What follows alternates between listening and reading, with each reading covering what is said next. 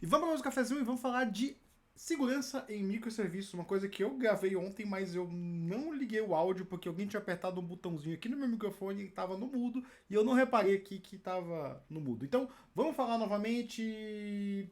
Vocês vão ver agora o que eu tinha falado ontem, valeu?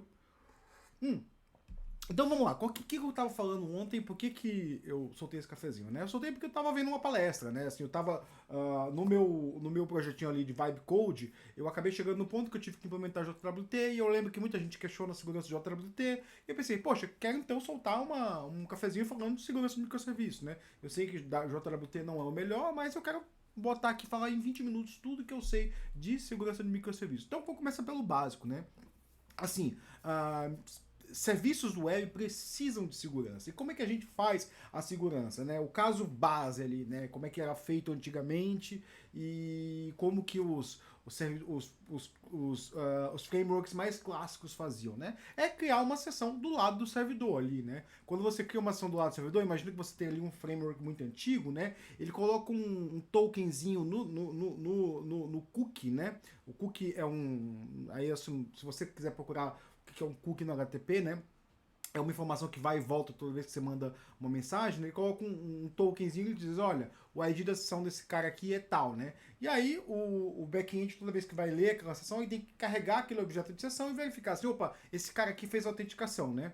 Qual que é o problema com essa forma? Essa forma é segura? É, até de certa forma é ali, desde que você não tenha copiado ali aquele cookie, né?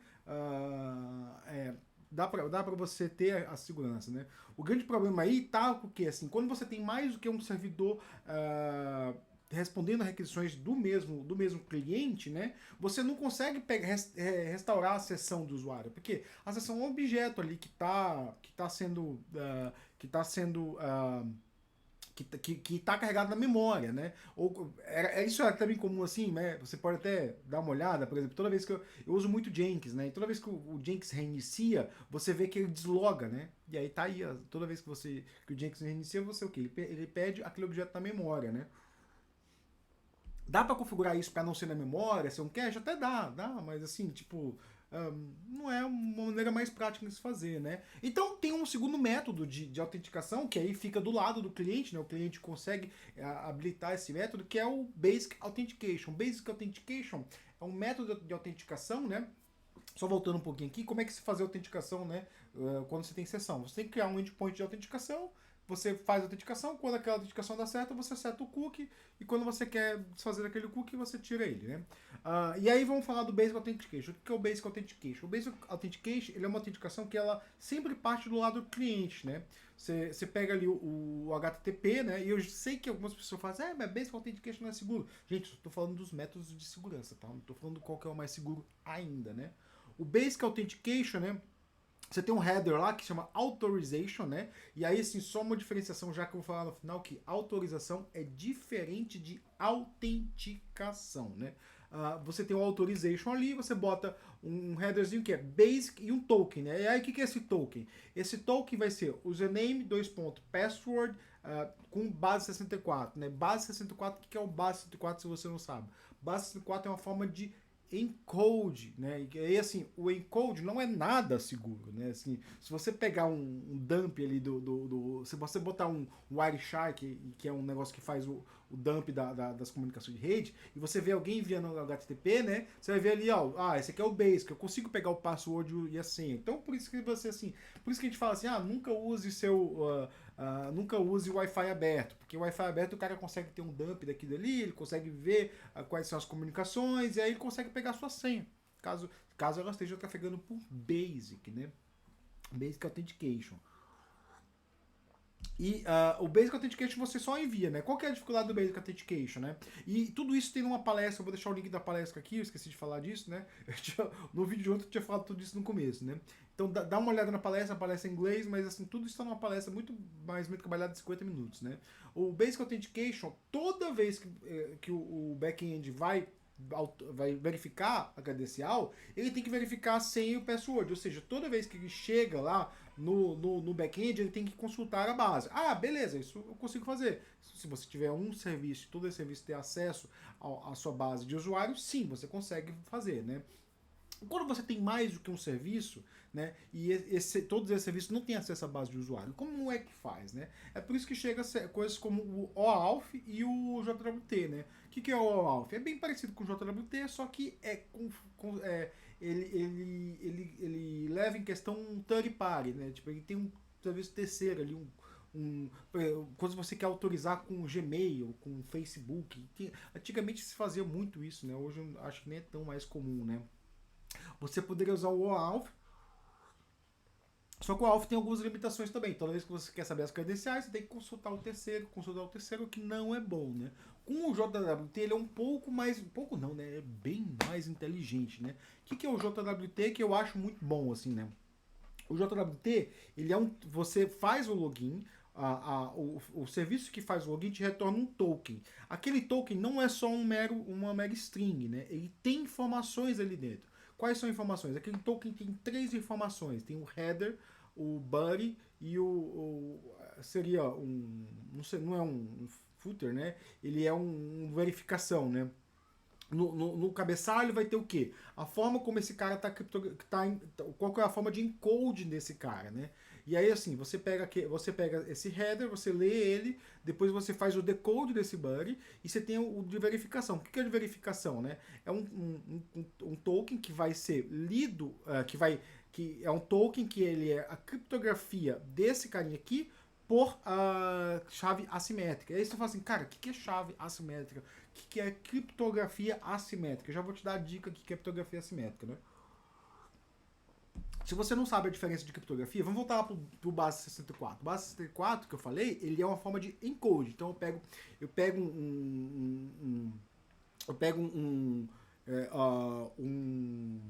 eu pego um texto, né, e transformo ele num outro texto que eu posso voltar, né? O encode ele vai e volta. Você tem o hash você pega um texto, você transforma nele em outro, mas você não pode voltar. Então assim, quando você tem o hash ele é bom. Salve suas senhas com hash. Aliás, nunca salve sem hash. Por quê? As senhas no banco, né? Por quê? Porque se você salva com hash, você não consegue saber o original, né? Então, isso é o hash, né? Você tem o encoding, o hash e a criptografia. Na criptografia você vai e volta, mas você tem que ter uma chave de criptografia. E a chave de criptografia ela é um pouco mais complexa, né? Aí na criptografia simétrica você pega uma chave, você criptografa e você decriptografa com a chave. Então sempre que você tem a criptografia simétrica, você tem que compartilhar a chave com o seu interlocutor ali, né? Então, toda vez que você tem alguma coisa criptografado, ele só é seguro se realmente a chave está segura. Se a chave não estiver segura, ele não é criptografado, né? Na criptografia assimétrica, você tem duas chaves. A chave de criptografar e a chave de decriptografar. A chave de criptografar, a gente chama ela de chave pública, né? Então, toda vez que eu vou criptografar aquilo, eu digo, olha, isso aqui vai estar... Desculpa, a chave de criptografar é a chave privada, né? Então, toda vez que eu for criptografar, que deveria estar sob uma chave privada, e aí assim, eu não posso compartilhar essa chave. Por quê? Porque a criptografia assimétrica, ela garante para o outro que isso foi criptografado por um único indivíduo, um único serviço, né?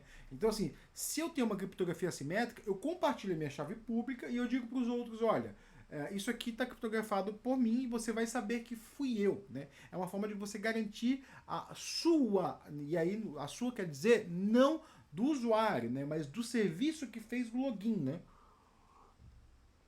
Então o serviço cliente vai lá, conecta com o serviço que faz login, né? Esse serviço que faz login gera o token e outros serviços podem validar que realmente aquele token foi feito pelo serviço login, porque ele pode manter ali em memória a chave pública daquele serviço que está compartilhada, né? Compartilhada. Então você consegue sempre autenticar que não, realmente, aquele JWT aquele foi realmente validado, né? E aí, qual que é a vantagem do JWT, né? Você consegue validar que aquele token foi gerado pelo aquele serviço, você tem um nível de segurança aí acima do Basic Authentication, né? Que o Basic Authentication você pode validar, você não fica com a senha sobre a sua senha de usuário sobre compartilhando ela o tempo todo, né? Você fica com um token, mas aquele token ele também ele pode ter prazo de validade, né? O token se você olhar o token, no Buddy é tipo um JSON, né? É um JSON, né? O Buddy é um JSON. Você pode validar, tem diversos campos lá, e aqueles campos todos eles são padrões, né? Se você deve ter uma RFC, tem uma RFC, eu não vou colocar aqui na descrição, porque hoje eu não vou ter tempo de fazer isso, mas quem está vendo isso aqui no futuro pode ter que ter essa RFC aqui na descrição do vídeo, né? Que vai ter o TQ ali nesse corpo, né? Quem é o serviço que está fazendo autenticação, o issuer, né, desse cara, quais são os dados do usuário, né? Então, por exemplo, se você pegar ali o meu projeto ali do Vibe Code, né? Você vai ver que ali eu tenho todos os. Eu estou colocando ali, por exemplo, quais são as roles do usuário, né? Então, assim, se eu quiser no front-end validar ali, esse usuário tem permissão para tal coisa, tem permissão para tal coisa, eu posso validar usando o token do JWT. E tem outras informações de usuário ali que você precisar. Você pode colocar o que você quiser, né? O que acontece é que você tem um básico ali que é dado pela especificação e você pode estender da maneira como você quiser. Você tem um JSON ali para você fazer o que você quiser. E tem também o tempo de expiração, né? Você consegue botar assim, olha, isso aqui é válido por 5 minutos. Aí se você aquele token deixou de ser válido, você vai ter que voltar lá no serviço de autenticação para renovar aquele token, para gerar um novo. Que aí a sua aplicação front-end pode fazer isso aí, a sua aplicação microserviço pode fazer isso aí. Qual que é a outra vantagem do JWT? O JWT pode ser propagado, né? Então ali quando você pega esse teu microserviço, você vai fazer uma chamada para um outro microserviço, você pode pegar aquele JWT que chegou aqui e mandar nesse outro. E qual que é a vantagem disso? O outro vai saber onde originou a requisição, vai saber quem que é o usuário, quais são as permissões do usuário, se aquele usuário está ativo ou não está ativo no sistema, né? E aí você pode fazer uma vez eu tive uma entrevista que perguntou assim, como é que eu faço para verificar se um microserviço, se um JWT ele não é mais válido, ou se eu tiver um microserviço ali que valida assim, olha, se o JWT se for, por exemplo, imagina que você está usando um token aqui e você fala, opa, peraí, eu tenho aquele token que foi gerado, mas aquele token eu perdi ele, né? E você quer invalidar aquele token. Você pode ter ali um microserviço que invalida o token. E aí você vai ter que, todo serviço vai ter que fazer uma consulta para ver, esse token tá válido ou não tá válido? Tá válido ou tá válido? O difícil é que você vai adicionar um ponto ali de gargalo no seu sistema, mas você consegue fazer, né? Se você quer invalidação do token, você vai ter que fazer isso em algum momento, né? Ou você pode até fazer por eventos, né? Você gera um evento ali que vai ter um mapa ali de tokens invalidados. E aí você sempre consulta esse mapa em memória, né? Pode ser, dá para fazer, né? Tem diversas formas. Dá para fazer isso com Kafka, tá? Um caso legal de implementação de Kafka. Invalidação de token, né? Isso você manda para... Você pode até configurar o time to live da mensagem ali o Kafka não tem time to live de mensagem, mas ele tem um cleanup, né? Você pode, que é o retention millisecond. Você pode até configurar o retention daquele tópico ali, sei lá, se eu gero token a cada 5 minutos, eu posso botar o retention a cada 30 minutos, né? E aí eu tenho ali um caso bem seguro, né? Então, o JWT, que ele é bem interessante, assim, ele dá um nível de segurança, né? E por fim, você tem ali uma outra forma que no vídeo mostra, que é o HTTP Signature. O que é o HTTP Signature? Ele vai proteger do quê? Ele vai proteger do Man in the Middle Attack, o Person in the Middle Attack, né? A minha professora sempre fala Person in the Middle Attack. O que é o Person in the Middle Attack, né? Imagina que você é um usuário aqui de uma aplicação, né? E aí você acessa o serviço. E aí você manda a sua requisição, aquele serviço entende a requisição e responde, né? E aí você confia, aquele serviço está me respondendo de forma ideal, né? E se aquele serviço não for o que você está esperando, né? E você manda a requisição, né? Ele pega a sua requisição, a mesma, e manda para um third party, né? Ou ele manda para um outro serviço. E aquele outro responde, passa para você e você passa. Então você tem ali um intermediário que tá o quê? Tá apenas conectando com, sei lá, o serviço que você quer conectar. E aí, em certo momento, esse serviço aqui, ele para de conectar com aquele outro e começa a responder por ele mesmo. Ou, ao contrário, ele pega os seus dados, entendeu ali os seus dados, e ele começa a enviar requisições pro terceiro. Ele começa a interagir entre o serviço da ponta, entre você, né, e o servidor que você quer acessar. Isso é o Person in the Middle Attack. Ele se faz por um serviço, né? E até ganhar sua confiança. Quando ele ganha sua confiança, ou quando ele entende como funciona a comunicação com o servidor, ele começa a, sei lá, fazer alguma coisa que ele quer com os seus dados, ou tipo, alterar alguma coisa, né? Ai, mas nossa, eu nunca vi isso aí. Cara, isso aí é tão comum assim. Basta ver, muito tempo atrás, um tio meu veio me mostrar assim, não, que eu tenho um Facebook. Aí eu olhei assim, ô tio, isso aqui não é o Facebook não, esse logo aqui não é o logo do Facebook, né? Aí, não, é o Facebook, eu instalei, foi na aplicação. Eu falei, entra na aplicação. Não, porque tinha esse aqui que era o Facebook e esse aqui é mais leve, eu tô usando esse aqui. Eu falei, pô, isso aqui não é da Meta, né? Na época era o Facebook, eu falei, isso aqui não é. Você tá usando um, não sei o que, isso aqui pode estar vazando seus dados, pode estar roubando seus dados. E realmente tava, né? Tava roubando seus dados. Aí eu falei, olha, não usa isso aqui, não usa. Aí eu falei, não, mas esse aí é mais... Não usa, não usa. Tipo, você não confia nesse cara, você não pode confiar. Isso é um tipo caso de meio de ataque por app, né? Por quê? Porque essas merda desses lojinha de app aqui, né? Eles deixam essas coisas acontecer. Então você tem um meio inimigo do ataque ali, né? E aí chega assim, não, mas assim, isso aí eu não consigo garantir que a minha aplicação está conectando realmente com o servidor. Tem alguma forma de garantir? Tem outras formas de conexão. Porque todas essas formas de segurança, elas estão o quê? Estão no nível da aplicação. Eu consigo garantir no nível do transporte. Aí você pode fazer o quê? Com o TLS, o MTLS, né? E o que é o TLS e o MTLS? Eu garanto ali, né? O TLS a gente sempre tem, que é o famoso SSL, né? O TLS é a evolução do SSL, né? Que eu garanto ali que a minha conexão ela tá segura. Por quê? Eu crio uma camada de segurança. A diferença é que no TLS, né?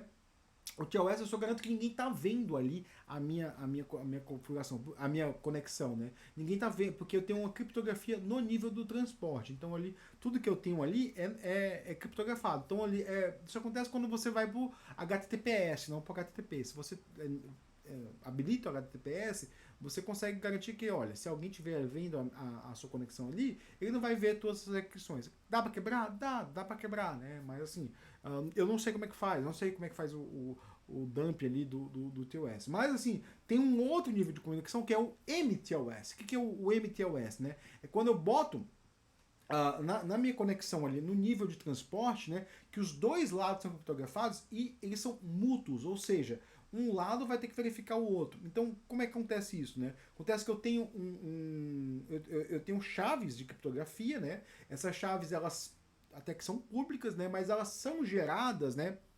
Desculpa, elas não são públicas, né? Elas são geradas por um certificado, né? E aí, quem me gera essas chaves é um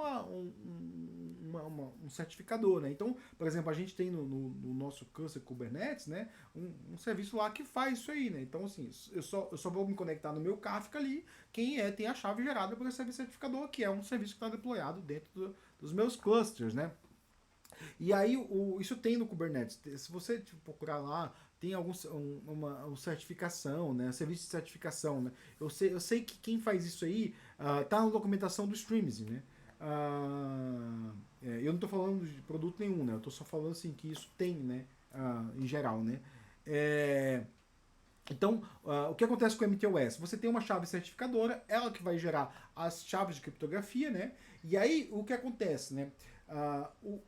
Quando eu tenho o MTLS, no meu serviço, eu só vou dizer assim, olha, eu só posso aceitar serviços que têm a chave gerada pela aquela certificadora, né? Então, assim, você vai garantir que todo cliente tem aquela chave gerada, né? E aí, óbvio que sempre vai vir um espírito de pouco e falar assim, não, mas e se a chave vazar? Aí, meu amigo, se chave vazar, você não tem chance, né? Você não tem como fazer segurança, se chave está vazando. Por isso, a sua porra da sua empresa tem que ter algum processo que garanta que a chave não está vazando. Isso é óbvio, esse é um óbvio ululante, né? Até porque, assim, para você ter comunicação entre A e B, você tem que garantir que A e B troquem algum nível de informação. Se você não garantir que esse A e B troquem algum nível de informação, você não tem como garantir segurança nenhuma, né? Então, assim, e se a chave vazar? E se a chave vazar, você tem. Se você quer criar um nível de segurança que a chave não vaze, só tem duas formas. Ou você garante na sua empresa que ninguém está comitando ali no repositório as chaves, ou que ninguém está trocando, ou que ninguém está botando no log. Você tem uma segurança, né, que ela está ali setada no ambiente de produção e não vaza, tipo. Não vaza, eu tô falando assim, tipo, ó, a chave privada, ela só tá no ambiente tipo, eu posso garantir, tem como garantir isso, que a chave pública, a chave privada, né, ela só está setada no ambiente de produção. E a chave que está no código é uma chave de desenvolvimento lá que só é usada em ambiente de desenvolvimento, né? Eu tenho como garantir isso, né? Pelo menos os frameworks têm, né? Como que é, eu não vou saber, porque eu só uso isso em Kafka, né? Em Kafka eu sei, em Kafka a gente usa isso, né? E Kafka você pode botar propriedade lá, você bota um arquivo lá no ambiente de execução e ele vai ler aquele arquivo, né? E aquele arquivo ele tá lá só no ambiente de produção, né? E aí aquele arquivo só existe no ambiente de produção e não existe em nenhum outro ambiente, né? E aí você garante que o quê? Que as chaves são usadas só no ambiente de produção. Então, assim, com isso cheguei, exatamente 20 minutos agora, né? Eu falei de diversas formas de configuração.